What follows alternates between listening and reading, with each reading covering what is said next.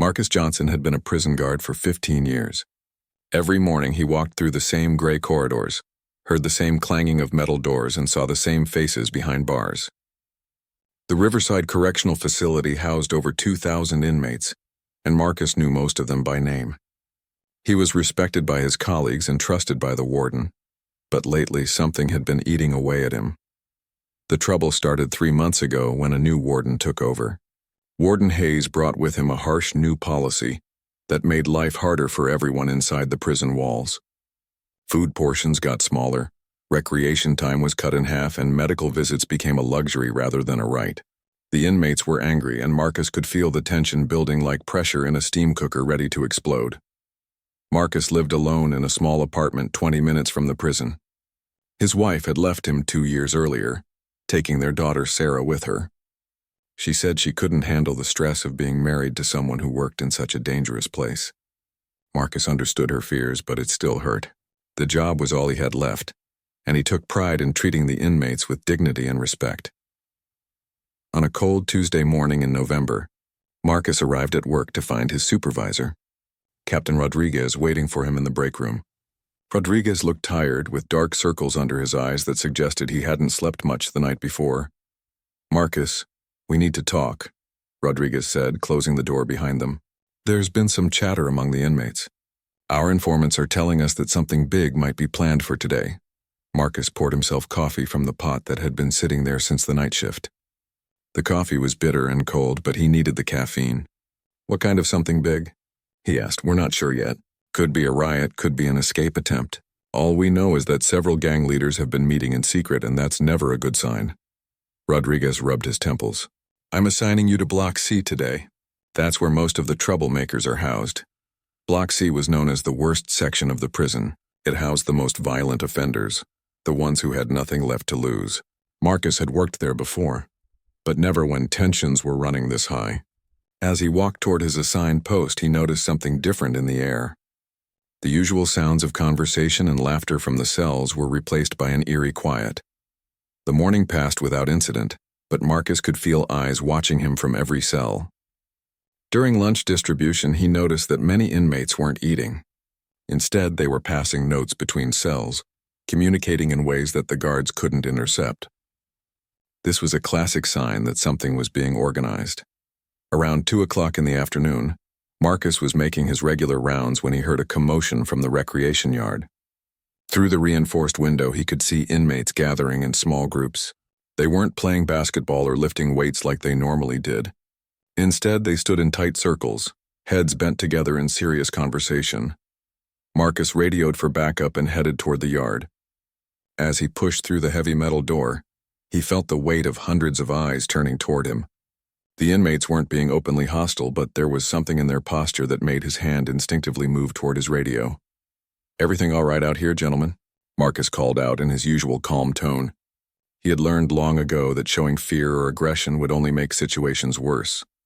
Most of the inmates nodded or gave him brief acknowledgments, but Marcus noticed that none of them moved to break up their groups. This was unusual behavior, even for the hardened criminals in Block C. Normally, when a guard appeared, the inmates would scatter and pretend to be engaged in approved activities. As Marcus walked through the yard, he recognized several faces. There was Tommy, the Tank Morrison, a man serving life for armed robbery who had become something of a leader among the inmates. Next to him stood Carlos Mendez, a former gang member who had surprisingly become one of the more reasonable voices in the prison. In another group, Marcus spotted Big Jim Sullivan, a gentle giant who was serving time for a crime of passion, but had never caused trouble since arriving. What struck Marcus as odd was seeing these different factions standing together. Normally, the various groups kept to themselves, separated by race, gang affiliation, or simply personal conflicts. But today, the usual boundaries seemed to have disappeared. Marcus approached Tommy's group first. "How's everyone doing today, Tommy?" Tommy looked up with serious eyes. "We're doing fine, Mr. Johnson. Just talking about things, you know." "What kind of things?" Marcus asked, keeping his voice friendly but alert. "Oh, just life stuff. You know how it is." Tommy's answer was vague, but his tone was respectful. This was another red flag for Marcus. Usually, Tommy was either joking around or complaining about something. This serious, almost formal behavior was completely out of character. Marcus continued his rounds, stopping to chat with different groups. Each conversation felt the same, polite but guarded, with an undercurrent of something bigger brewing beneath the surface. The inmates were being too careful with their words, too respectful. In his 15 years of experience, Marcus had learned that when inmates were planning something, they either became openly hostile or overly polite. Today, they were definitely choosing the latter approach. As the afternoon wore on, more guards appeared in the yard. Captain Rodriguez had obviously decided to increase security based on the intelligence they had received. But instead of calming the situation, the additional presence seemed to make the inmates more anxious. Their conversations became shorter and more hushed. Marcus found himself thinking about his daughter Sarah. She was now 12 years old, and he hadn't seen her in over a month. His ex-wife had been reluctant to let Sarah visit him at work, and their weekend meetings had become less frequent. Maybe she was right to be concerned. Maybe this job was too dangerous for a man with a family. But as Marcus looked around the yard at the faces of the men he had come to know over the years, he realized that most of them were just like him, men who had made mistakes and were trying to figure out how to live with the consequences. They weren't monsters, even though society often treated them that way. They were human beings who deserved to be treated with dignity and respect. As the day shift prepared to end, Marcus couldn't shake the feeling that whatever was being planned would happen soon. The tension in the air was thick enough to cut with a knife, and he knew from experience that situations like this rarely resolved themselves peacefully. Something was coming, and when it did, everyone in the prison would be affected. The next morning, Marcus arrived at work 30 minutes early. He couldn't sleep, and he figured he might as well be at the prison where he could keep an eye on things. The parking lot was unusually empty for 6:30 a.m., with only a few cars belonging to the night shift guards who would be leaving soon. Inside the facility, Marcus found Captain Rodriguez already at his desk, surrounded by incident reports and security memos. The older man looked up when Marcus knocked on his open door. "You're early today," Rodriguez observed. "Couldn't sleep. Kept thinking about yesterday." Marcus sat down in the chair across from Rodriguez's desk. "Have you heard anything more from your informants?" Rodriguez leaned back in his chair and sighed heavily. "That's just it. They've gone quiet. All of them. Even the ones who usually can't wait to share information have suddenly developed a case of selective hearing." This news made Marcus's stomach tighten. In prison, silence was often more dangerous than noise. When informants stopped talking, it usually meant they were either scared or had been bought off. Neither option was good news for the guards. "What's the warden planning to do about it?" Marcus asked. "Hayes wants to put the entire facility on lockdown until we figure out what's going on. But I talked him out of it, at least for now. A lockdown might be exactly what they want, a reason to justify whatever they're planning." Marcus nodded. He had seen lockdowns before, and they rarely improved situations. Instead, they often made tensions worse by treating all inmates like criminals planning something, even the ones who just wanted to serve their time quietly. As the morning shift began, Marcus was assigned to the cafeteria duty. The dining hall was always a potential flashpoint in any prison. It was one of the few places where inmates from different blocks mixed together, and food-related complaints were a common source of conflict. The breakfast service started normally enough. Inmates lined up with their trays, received their portions of scrambled eggs, toast, and coffee, and found seats at the long metal tables. But Marcus noticed several unusual things right away. First, the usual segregation by race and gang affiliation wasn't happening. Inmates were sitting wherever they found open seats, creating a mixed arrangement that Marcus had never seen before. Second, the conversation level was much lower than normal. Usually, the cafeteria was filled with loud talking, laughter, and the occasional argument. Today, it sounded more like a library than a prison dining hall. Most disturbing of all, Marcus observed that many inmates were leaving food on their trays. In a place where calories were precious and second helpings were impossible, wasted food was almost unheard of. But this morning, at least half the men were eating only small portions of their breakfast. Marcus walked through the dining area, listening for any clues about what might be planned. But the inmates were being careful. Their conversations were about sports, family visits, and other harmless topics. It was almost as if they knew the guards were listening and were putting on a show. At one table, Marcus recognized a group of inmates who normally couldn't stand each other. There was Jerome Williams, a black man from Detroit serving time for drug trafficking. Sitting next to him was Pete Kowalski, a white supremacist from rural Michigan who had been convicted of assault. On Jerome's other side sat Miguel Santos, a Hispanic man from Chicago who was doing time for armed robbery. Under normal circumstances, these three men wouldn't have been in the same room without starting a fight. Their backgrounds, beliefs, and gang affiliations made them natural enemies. But here they were, eating breakfast together and having what appeared to be a civil conversation. Marcus approached their table casually. "Morning, gentlemen. How's breakfast today?" Jerome looked up and smiled, but it didn't reach his eyes. "Morning, Mr. Johnson. Food's fine, same as always." "You guys don't usually sit together," Marcus observed. "Everything okay?" Pete, who normally would have made some racist comment about not wanting to sit with Jerome and Miguel, simply nodded. "We're just talking about the football game last night, trying to settle a bet about the score." This explanation was obviously false. There hadn't been any football games on television the night before. But all three men nodded in agreement, maintaining their fiction with straight faces. Marcus moved on to other tables, but everywhere he went, he found the same pattern. Natural enemies sitting together, conversations that made no sense, and an overall atmosphere of forced normalcy that set his nerves on edge. After breakfast, the inmates returned to their blocks for the morning count. This was a daily ritual where every prisoner had to be accounted for before any activities could begin. Usually the count went quickly and smoothly, but today there were delays. Several inmates in Block C weren't in their cells when the count began. They weren't missing. They were found in the common areas, the library, and other approved locations. But their absence from their cells during count time was unusual and required extra paperwork and verification. While waiting for the count to be completed, Marcus found himself talking with Officer Janet Martinez, a colleague who had been working at the prison for about 7 years.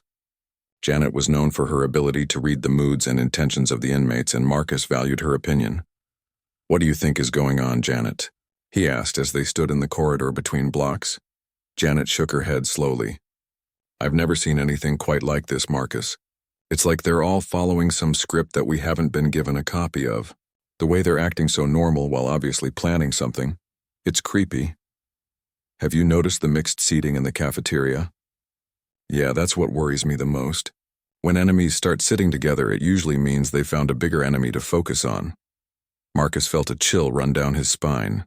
If the inmates were uniting across racial and gang lines, it could only mean one thing.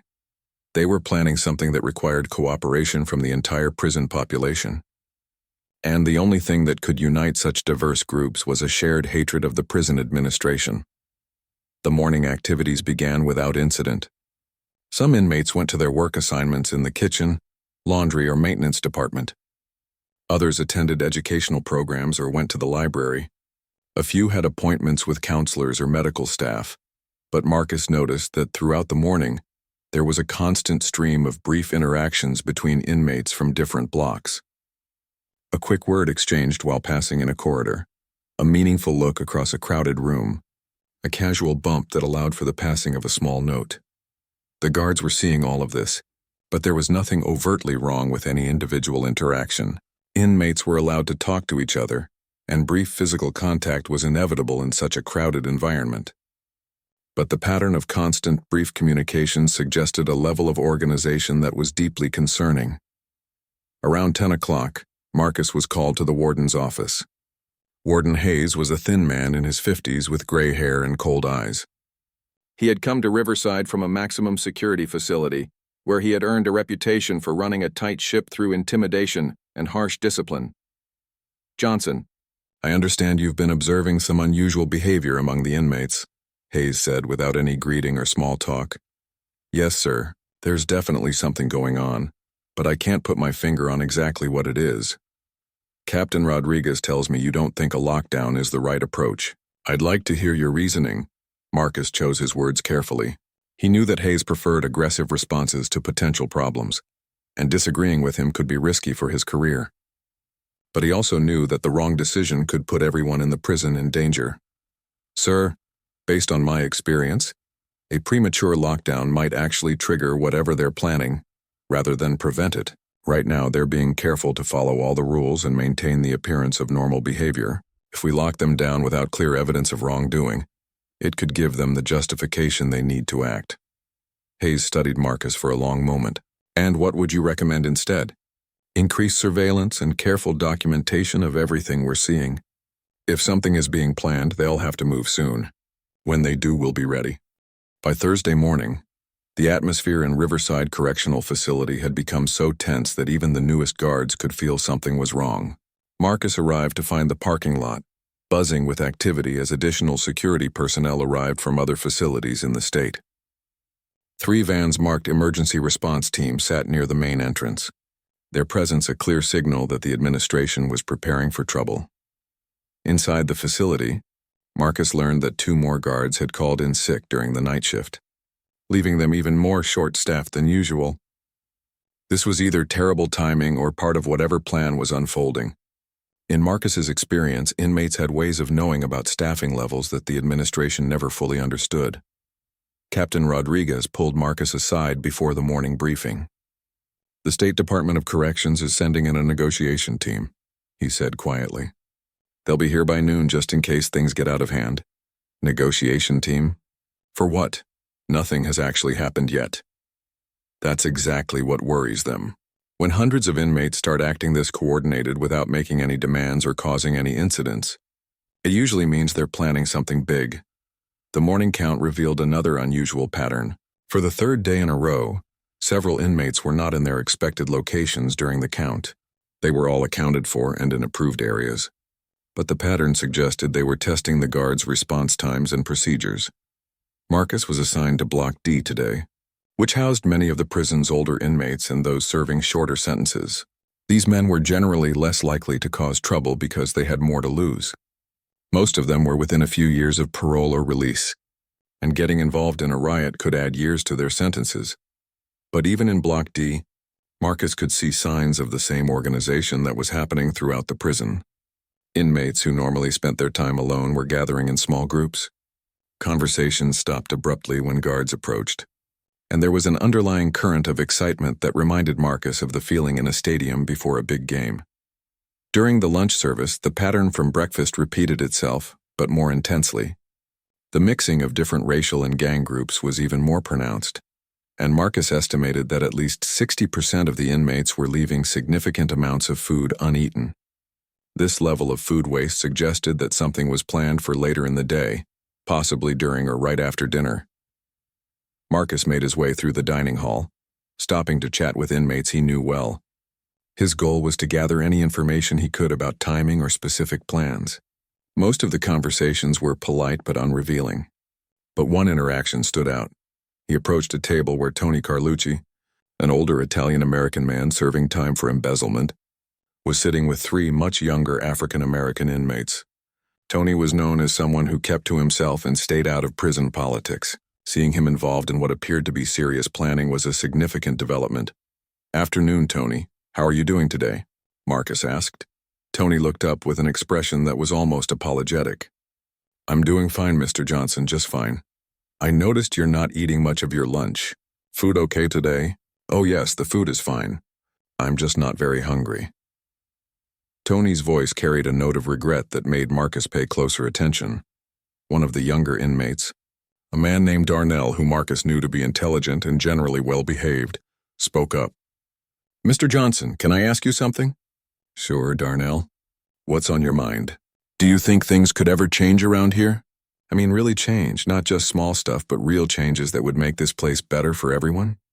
This was an unusual question coming from an inmate who typically avoided philosophical discussions with guards. "What kind of changes are you thinking about?"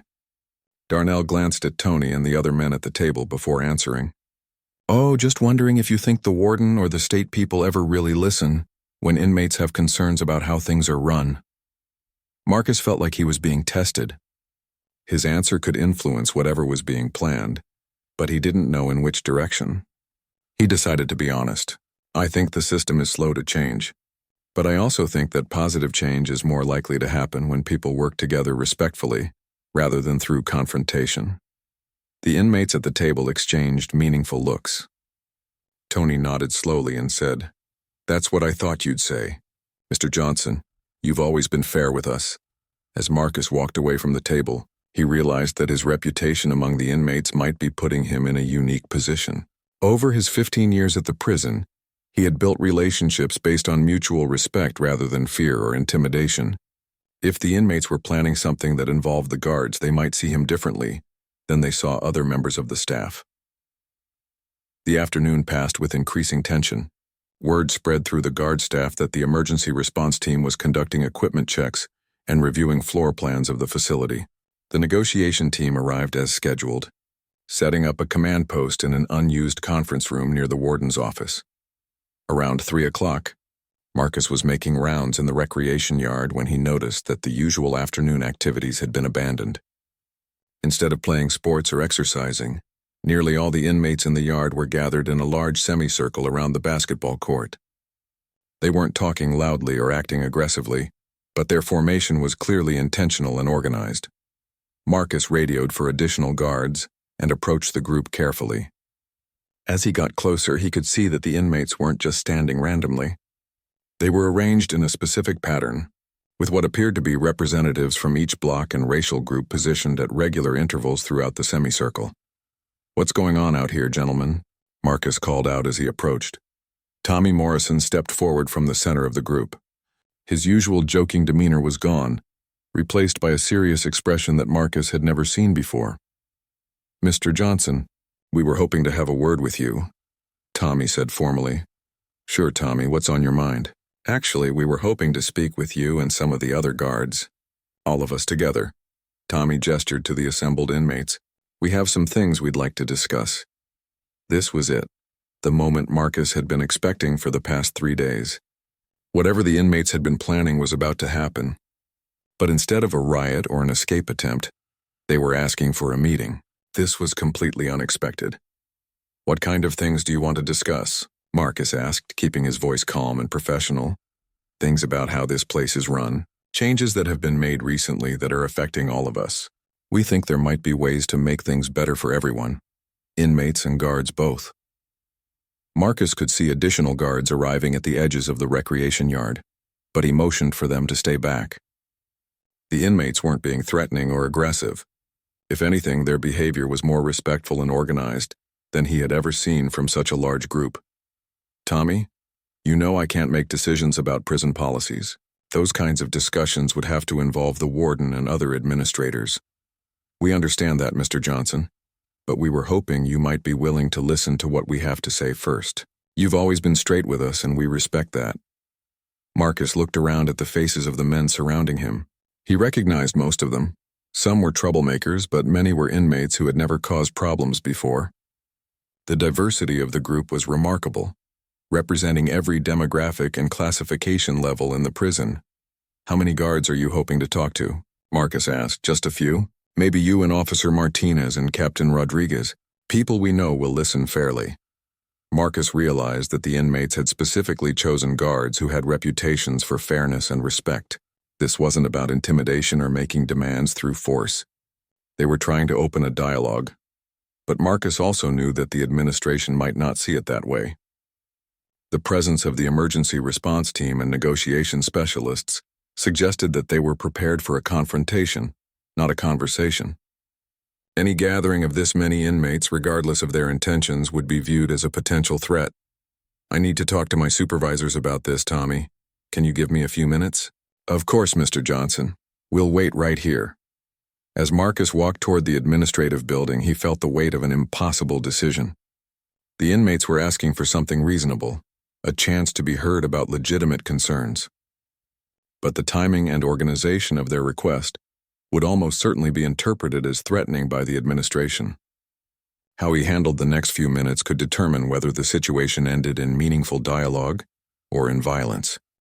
Marcus found Captain Rodriguez in the main corridor, speaking urgently into his radio. When he saw Marcus approaching, he ended his conversation and walked quickly toward him. "Marcus, what the hell is happening in the yard? We're getting reports of a massive gathering of inmates. They want to talk, Captain. They've organized some kind of peaceful assembly. and they're asking to speak with a few specific guards about conditions in the prison. Rodriguez's face showed disbelief. Talk? You've got over 300 inmates gathered in formation and they want to talk? I know how it sounds, but I was just out there.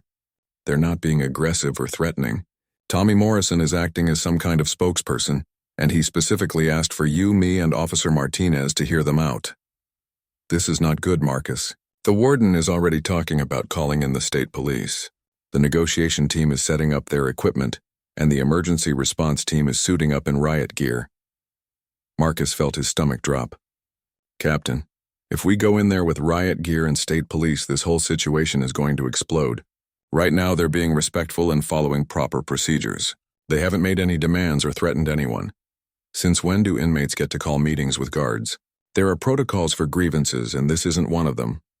I understand that, but think about what we're dealing with here. These men have managed to organize across every racial and gang line in the prison. That level of cooperation doesn't happen for small complaints. If we respond with force before we even know what they want, we might be creating the very problem we're trying to prevent. Rodriguez was quiet for a moment, clearly wrestling with the decision. What's your gut telling you, Marcus? After 15 years in this place, what do you think is really going on? Marcus thought about all the observations he had made over the past few days. The careful organization, the respectful behavior, the way inmates had specifically chosen guards with good reputations to approach. I think they're trying to do something that's never been done before, create real change through cooperation instead of confrontation. But I also think if we handle this wrong, it could turn into the worst riot this prison has ever seen. All right, I'm going to talk to the warden. But Marcus, if I can convince him to let us go out there and listen, you need to understand that we'll be taking a huge risk. If this goes bad, our careers are over. I understand. Rodriguez headed toward the administrative offices while Marcus returned to the yard. The inmates were still in their semicircle formation, but he noticed that additional men had joined the group. The number was now close to 400, representing nearly 20% of the prison's total population. What struck Marcus most was how calm and organized they remained.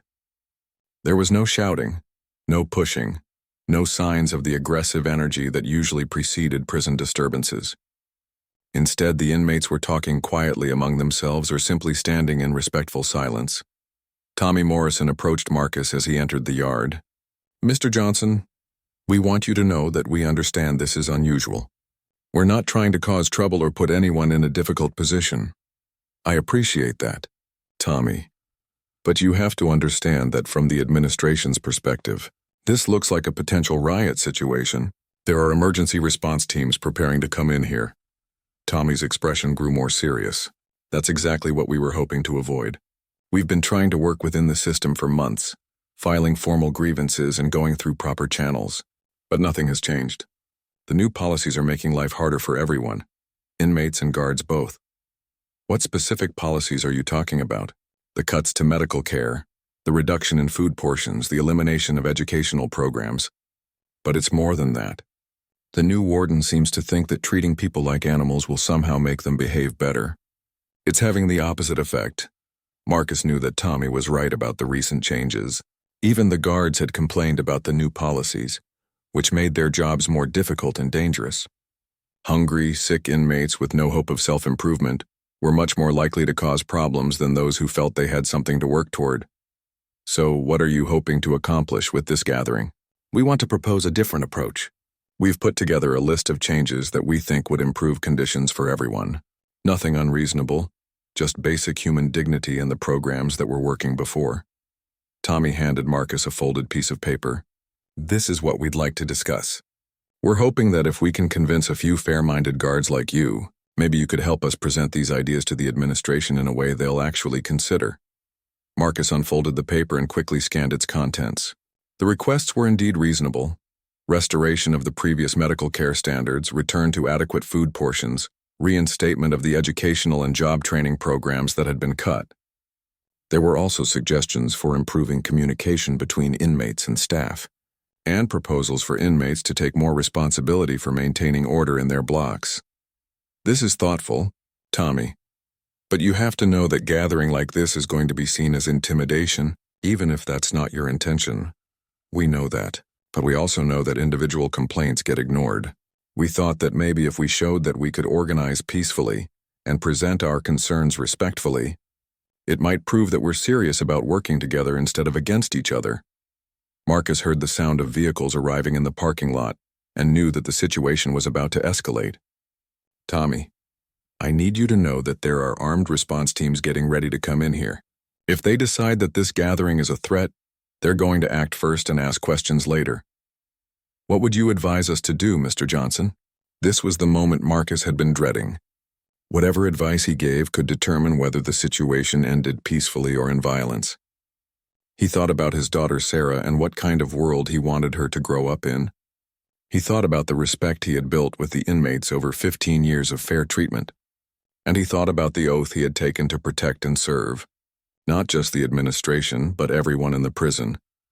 I think you need to be prepared for the possibility that this won't go the way you're hoping, but I also think what you're trying to do is important. Before Tommy could respond, Marcus saw Captain Rodriguez approaching with Warden Hayes and several other administrators.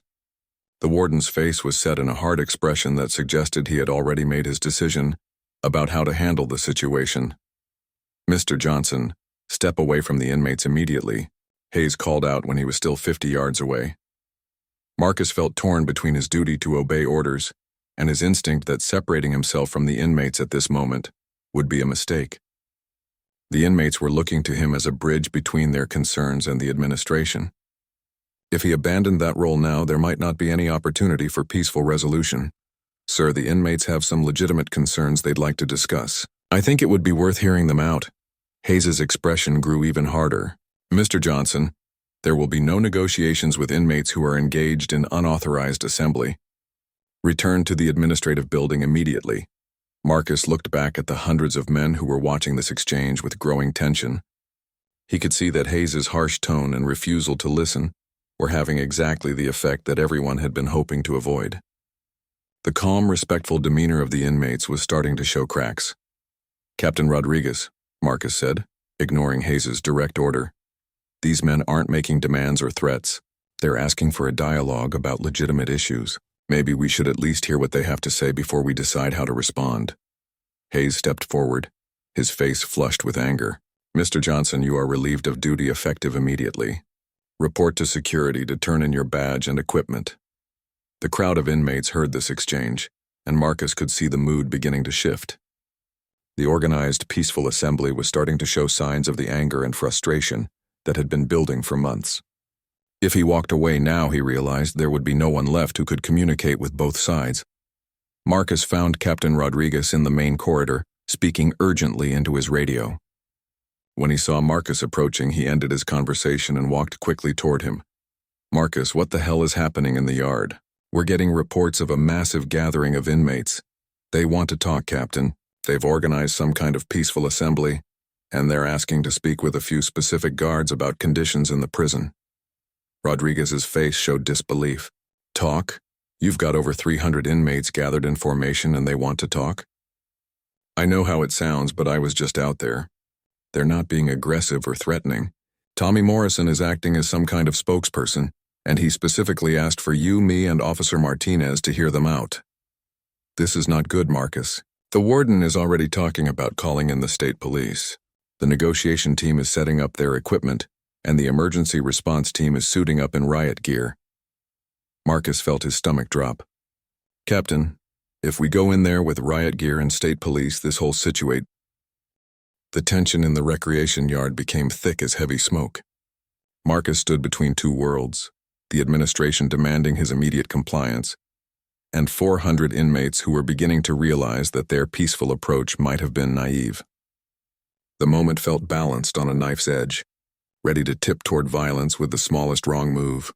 Warden Hayes, Marcus said, his voice steady despite the gravity of the situation. With all due respect, I think we need to consider what's going to happen in the next few minutes. If I walk away now and if you bring in riot gear and force to break up this gathering, these men are going to feel like their attempt at peaceful dialogue was rejected without even being heard. Hayes's face was red with anger. Mr. Johnson, you are in direct violation of orders. Security, escort this man from the premises. But before the security guards could step forward, something unexpected happened. Tommy Morrison walked closer to where the administrators were standing, moving slowly and keeping his hands visible. Behind him, the entire crowd of inmates began to move as well, not rushing or pushing, but walking in the same organized, respectful manner they had maintained throughout the gathering. "Warden Hayes," Tommy called out, his voice carrying across the yard. "We don't want any trouble. We just want 5 minutes to explain why we're here." Hayes backed up several steps as the crowd approached. "Stop right there. This is an unlawful assembly and you will disperse immediately." But the inmates didn't stop. They continued walking slowly forward, not aggressively, but with a determination that made it clear they weren't going to simply give up and return to their cells. Marcus realized that this was the crucial moment, the point where peaceful protest could turn into something much more dangerous. The crowd was now close enough that individual faces were clearly visible. Marcus could see men he had known for years, men who had never caused trouble, men with families on the outside who they hoped to return to someday. But he could also see the hardened criminals, the gang members, the violent offenders who had little left to lose. "Please listen to us," Tommy said, still speaking in a calm, respectful tone. "We're not asking for anything unreasonable. We just want to be treated like human beings." Hayes pulled out his radio and spoke into it urgently. "All units code red in the recreation yard. Deploy riot control teams immediately." Marcus could hear the fear in Hayes' voice, and he knew that the inmates could hear it too. Fear from authority figures often triggered the worst responses from men who had spent years learning to survive through violence and intimidation. "Wait," Marcus called out, stepping between Hayes and the approaching crowd. "Just wait 1 minute." He turned to face the inmates, knowing that what he said next could determine whether anyone got hurt. "Tommy, I know you and your friends want to be heard. But right now the warden is scared, and scared people make bad decisions. If you keep moving forward, those riot teams are going to come in here with clubs and tear gas, and people are going to get hurt." Tommy stopped walking, and the crowd behind him stopped as well. But Marcus could see the frustration and disappointment on their faces. They had tried to do things the right way, and they were being treated like dangerous criminals simply for asking to be heard. "So what are you saying, Mr. Johnson?" Tommy asked. "That we should just go back to our cells and accept that nothing is ever going to change?" "I'm saying that maybe there's another way to handle this." Marcus turned back to Hayes and the other administrators. "Warden, these men have legitimate grievances.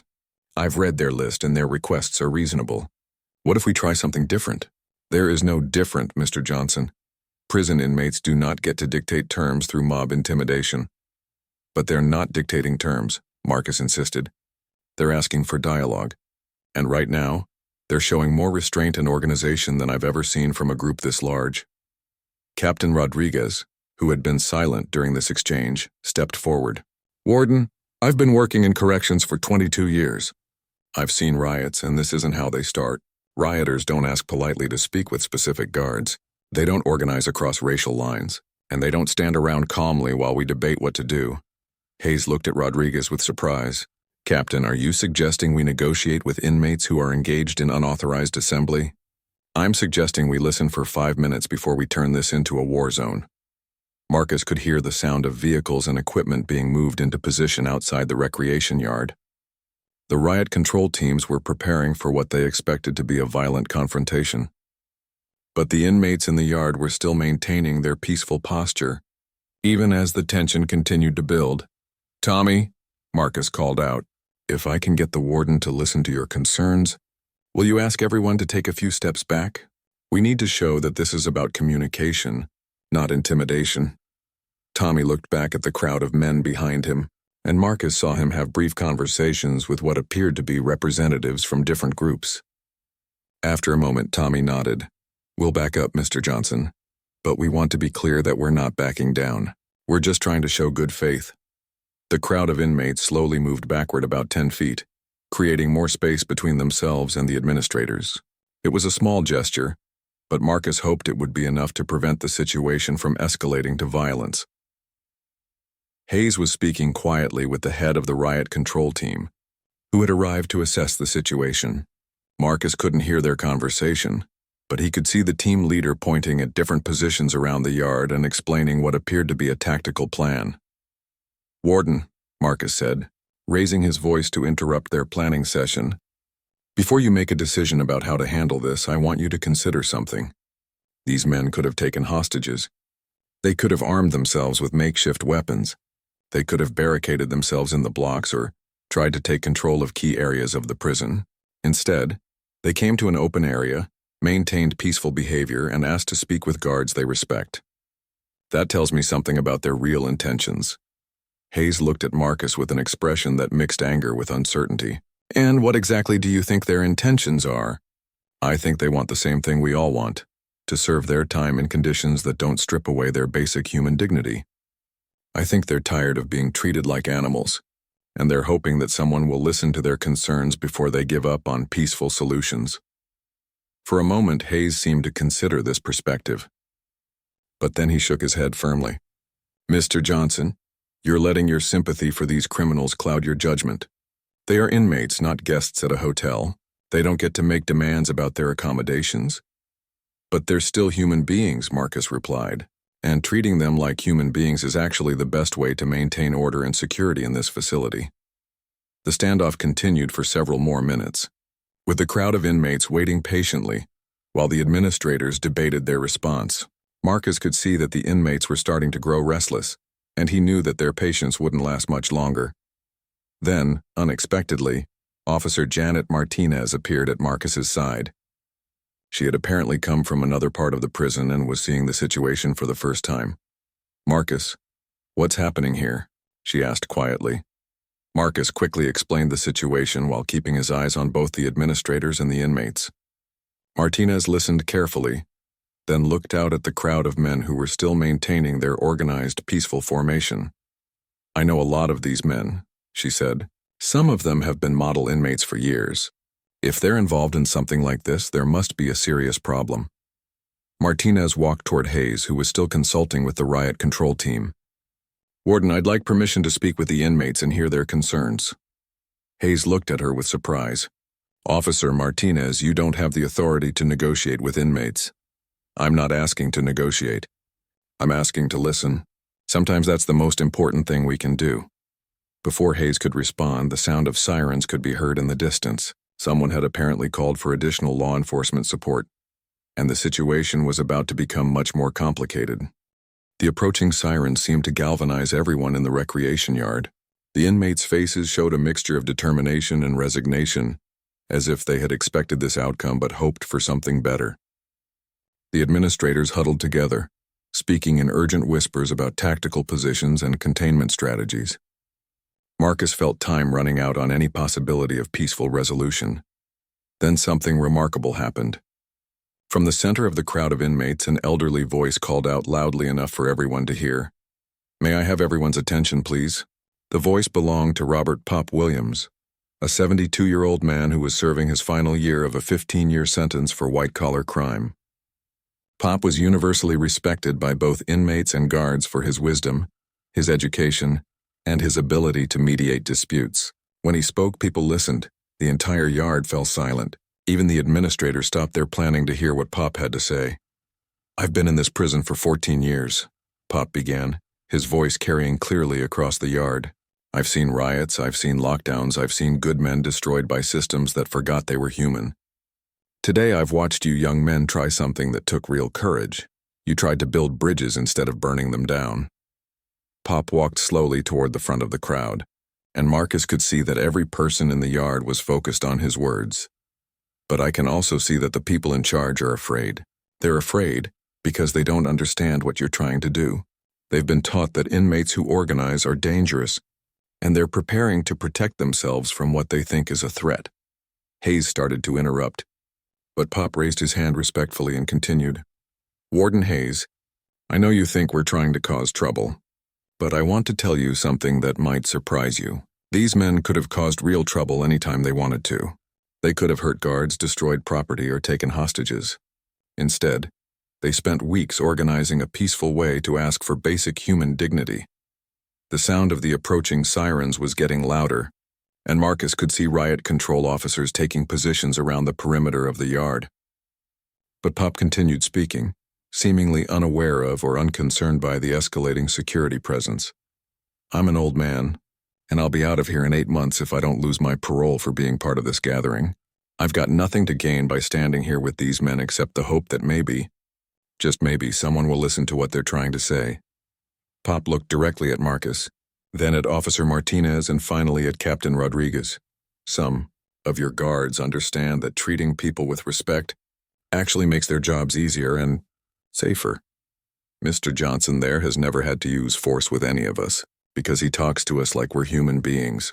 Officer Martinez has prevented more fights through listening than most guards prevent through intimidation. Captain Rodriguez runs a tight ship, but he does it fairly. Marcus felt a surge of responsibility. Pop was putting him in a position where his next actions would be crucial to whatever happened next. What I'm asking, Pop continued, is for just 5 minutes of honest conversation. Not negotiation, not demands, just communication. These men have specific concerns about changes that have made life harder for everyone in this prison. Maybe if we talk about those concerns, we can find solutions that work for everyone. The sirens had stopped, indicating that additional law enforcement had arrived at the prison. Through the chain-link fence, Marcus could see state police vehicles and what appeared to be a specialized tactical unit setting up equipment. Warden Hayes looked overwhelmed by the situation. The presence of state authorities would require him to explain his decisions, and Marcus could see that he was struggling with the political implications of whatever choice he made. 5 minutes, Hayes said suddenly, surprising everyone. But this conversation happens with just one representative from the inmates, not the entire crowd. Tommy Morrison started to step forward, but Pop gently placed a hand on his arm. If I may, Warden, I'd like to suggest that we do this differently. What if Mr. Johnson, Officer Martinez, and Captain Rodriguez listen to our concerns first? They know us. They understand the day-to-day realities of this prison, and they can help translate our concerns into language that makes sense to the administration. Hayes looked uncertain, but Captain Rodriguez nodded. That might work, Warden. It would give us a chance to evaluate the legitimacy of their concerns before deciding how to respond. Marcus realized that Pop was offering a solution that could save face for everyone. The inmates would get their hearing, the administration wouldn't have to appear to be negotiating with a mob, and the guards would serve as intermediaries who could defuse tensions on both sides. All right, Hayes said after a long pause. 5 minutes. Mr. Johnson, Officer Martinez, Captain Rodriguez, I want you to listen to what they have to say. But this crowd disperses immediately after those 5 minutes, regardless of what they tell you. Pop nodded gratefully. Thank you, Warden. Men, please form a line so everyone who wants to speak can be heard. What happened next was unlike anything Marcus had experienced in 15 years of corrections work.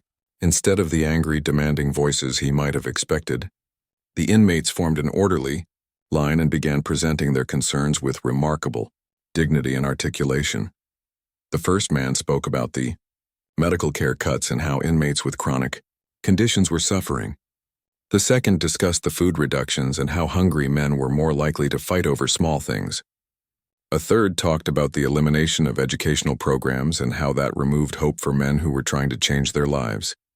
Each person spoke for less than a minute, and each one addressed the guards respectfully, acknowledging their difficult jobs while explaining how the recent changes had made those jobs harder. There were no threats, no demands, just clear explanations of problems and thoughtful suggestions for solutions. Marcus found himself genuinely moved by what he was hearing. These weren't the complaints of entitled criminals, but the voices of human beings asking for basic dignity and the opportunity to improve themselves. When the line ended, Pop stepped forward one final time. Officers, we know you can't make these decisions, but we hope you'll carry our concerns to people who can. We're not asking for special treatment, just for the chance to serve our sentences in conditions that don't destroy our humanity. The yard fell completely silent. Even the state police and tactical units outside the fence seemed to be waiting to see what would happen next. Marcus looked at Officer Martinez and Captain Rodriguez, then at the hundreds of men who had risked punishment to ask for basic human dignity. Finally, he looked at Warden Hayes, who was clearly struggling with a decision that could define his career. Warden, Marcus said, his voice carrying across the silent yard. I've heard something here today that I think changes everything. These men aren't our enemies. They're not trying to take over the prison or hurt anyone.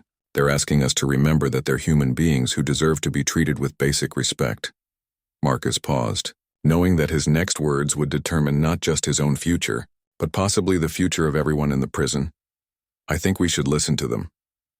The silence stretched on for what felt like an eternity. Then, from somewhere in the crowd of inmates, someone began to clap slowly. The applause spread through the group, not loud or demanding, but steady and respectful. The sound of people who had finally been heard.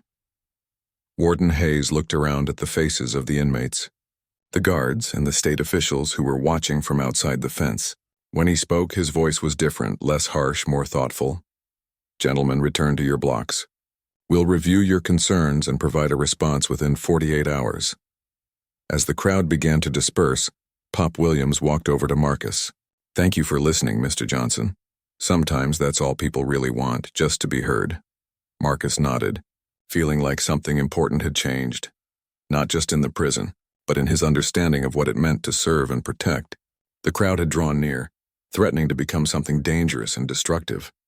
But one voice, actually many voices speaking with dignity and respect, had brought silence, understanding, and hope.